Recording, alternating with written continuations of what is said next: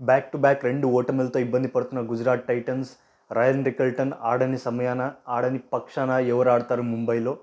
And GT ముగ్గురు top 3 order people ఎవరైతే ఉన్నారో ఓపెనర్స్ ఇద్దరు అండ్ బట్లర్, వాళ్ళపైనే టోటల్గా డిపెండ్ అయింది ఈ సీజన్లో. కానీ లాస్ట్ 2 మ్యాచెస్లో వాళ్ళ టాప్ 3లోనే ఇద్దరు ఫెయిల్ అవ్వడం. రిజల్ట్ ఏమైంది? 2 మ్యాచెస్ వాళ్ళు ఓడిపోయారు. అండ్ గుజరాత్ టైటన్స్ బౌలింగ్ కూడా చాలా వీక్గా మారింది. 2 మ్యాచెస్లోనూ వాళ్ళు ఎక్స్పెన్సివ్గానే ప్రూవ్ అయ్యారు. అండ్ కమింగ్ టు ముంబైలో జెరాల్డ్ కాడ్జీ ఆడతాడా లేదా? తను చాలా డౌట్ఫుల్గా ఉంది. Mostly ఆడకపోవచ్చు.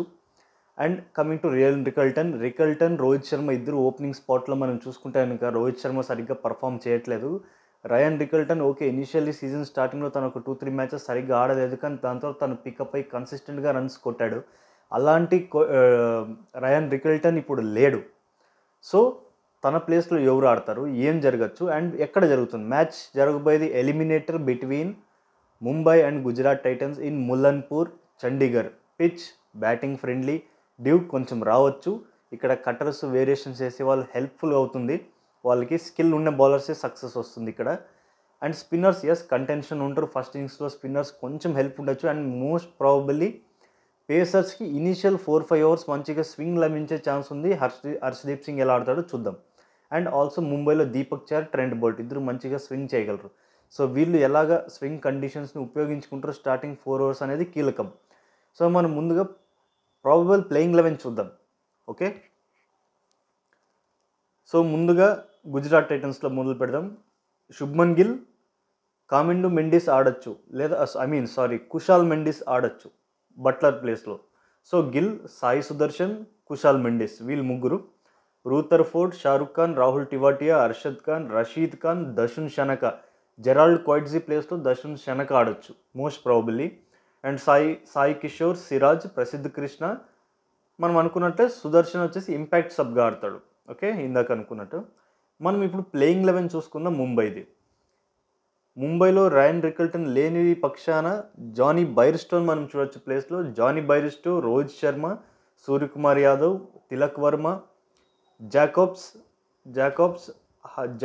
Hardik Pandya, Naman Dhir, Santner, Deepak Chahar, Boult, Bumrah, Robin Minz కూడా ఆడొచ్చు ఈ మ్యాచ్. ఛాన్సెస్ ఉన్నాయి, నాట్ ష్యూర్, ఛాన్సెస్ ఉన్నాయి.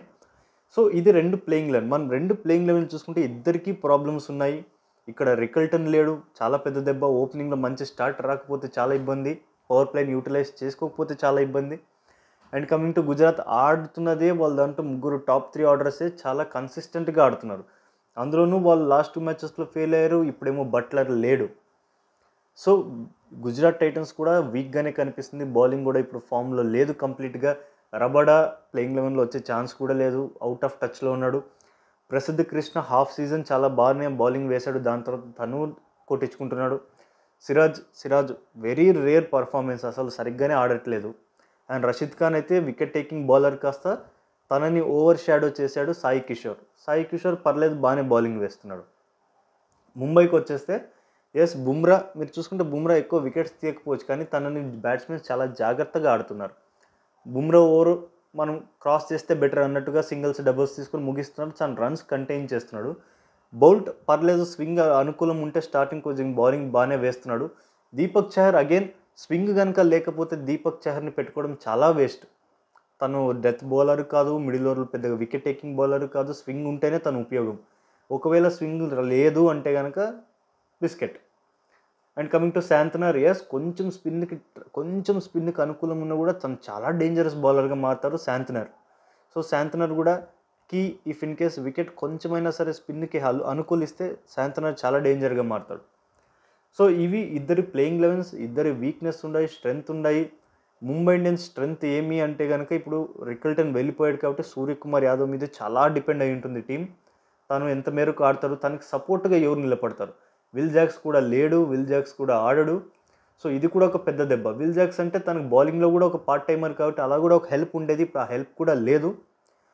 సో విల్ జాక్స్, రికల్టన్ ఈ ఇద్దరు ప్లేయర్ లేని లోటు. అండ్ గుజరాత్కి బట్లర్, జెరాల్డ్ క్వైట్జీ పర్లేదు, కొట్టించుకుంటా ఉన్నాడు. తను ఉన్న ఒకటే, లేకపోయినా ఒకటే. బట్ బట్లర్ యాబ్సెన్స్ అనేది వాళ్ళు చాలా హాంట్ చేస్తుంది. ఐపీఎల్ హిస్టరీలో 3rd and 4th ఫినిష్ అయిన టీమ్స్లో గెలిచారు అంటే అది ఒక్కసారే.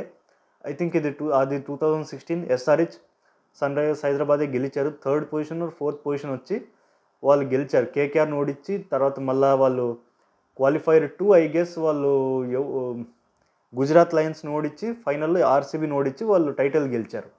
సో, అది ఒకేసారి జరిగింది. థర్డ్ అండ్ ఫోర్త్ ప్లేస్‌లో ఉన్న వాళ్ళు గెలవడం.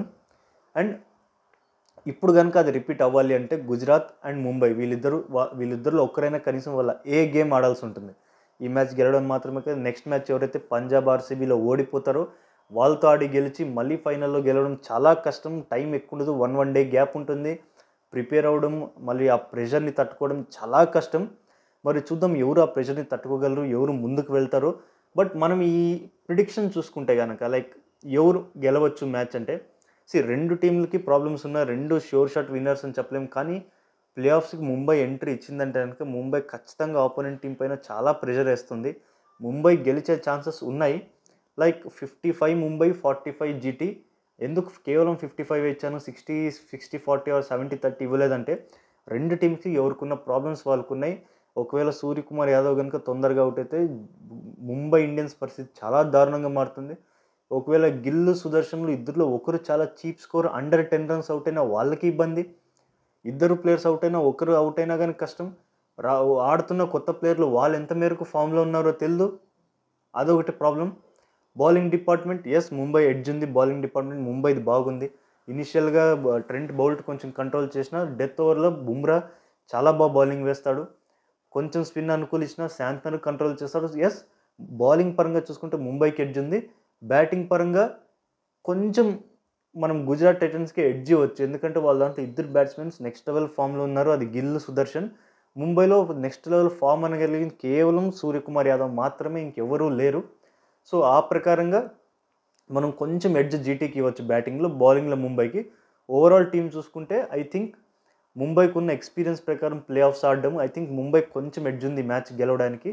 చాలా ఇంట్రెస్టింగ్‌గా మ్యాచ్ జరగబోతుంది. రివ్యూలో కూడా కలుద్దాం. అందాక సబ్స్క్రైబ్ చేసుకోండి ఛానల్. Thank you.